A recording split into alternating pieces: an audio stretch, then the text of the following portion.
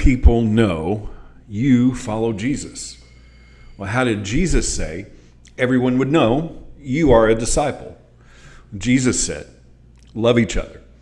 Good morning and welcome to 755 Live. For about 5 minutes, you'll hear all about easy to remember soundbite versions of what Jesus said.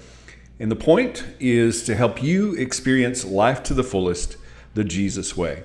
Today's Jesus Said comes from John 13, 34 through 35, and we'll be reading from the NET translation. And you can find a different command of Jesus every weekday at our Bible plan at bible.today.church. Verse 34 of John 13, Jesus said, I give you a new commandment, to love one another. Just as I have loved you, you also are to love one another. Everyone will know by this that you are my disciples if you have love for one another.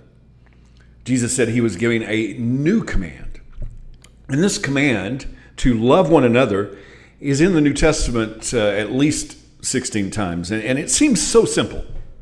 But Jesus said that this is how everyone will know that we have love one for another. Everyone will know that we're his disciples.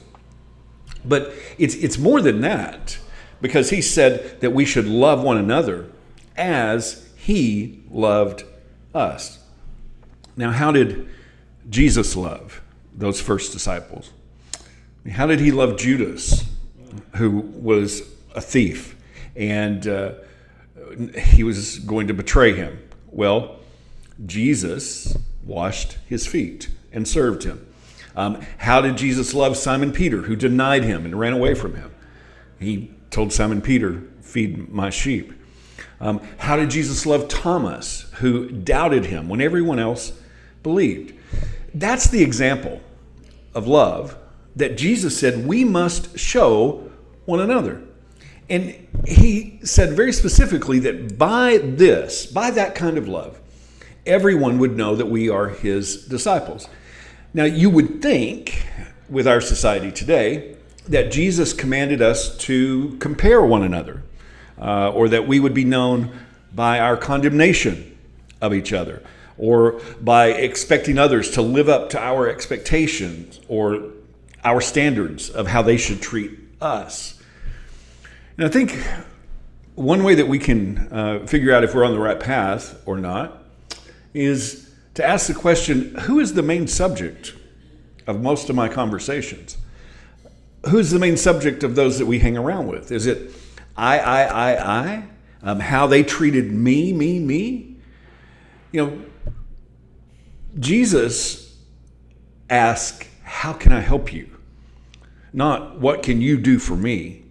And it's not that Jesus told us that we would be known by dividing into groups of different beliefs and saying everyone else is wrong, that we would be known by calling our enemies names and pointing out how stupid everyone and everything else is.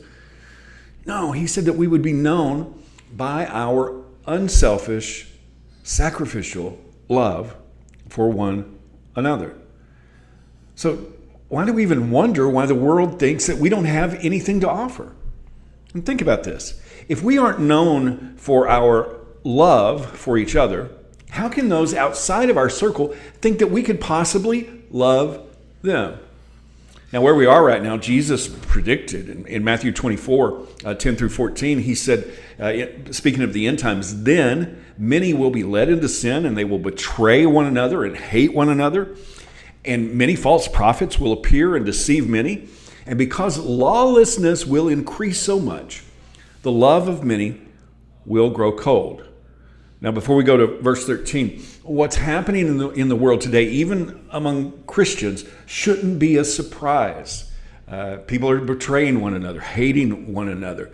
And the love of many is growing cold. I mean, it's like a spiritual ice age right now. So what do we do?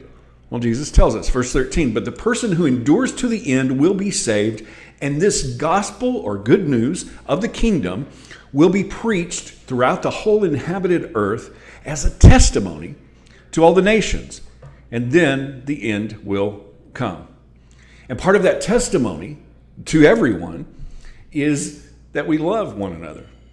We can't claim to have the good news about the kingdom if we don't even show the most basic example.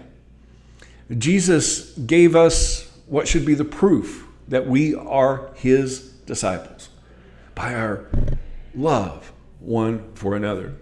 And if the good news that we're trying to share isn't being shared with the loving good actions of those trying to spread it, well, that news isn't good at all.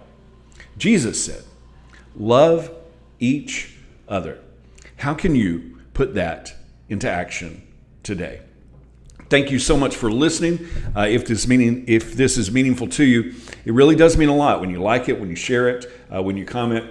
I really appreciate you. I hope that you have an amazing day, and I hope this time together has helped you live life to the fullest the Jesus way. And remember, follow Jesus today. Love first.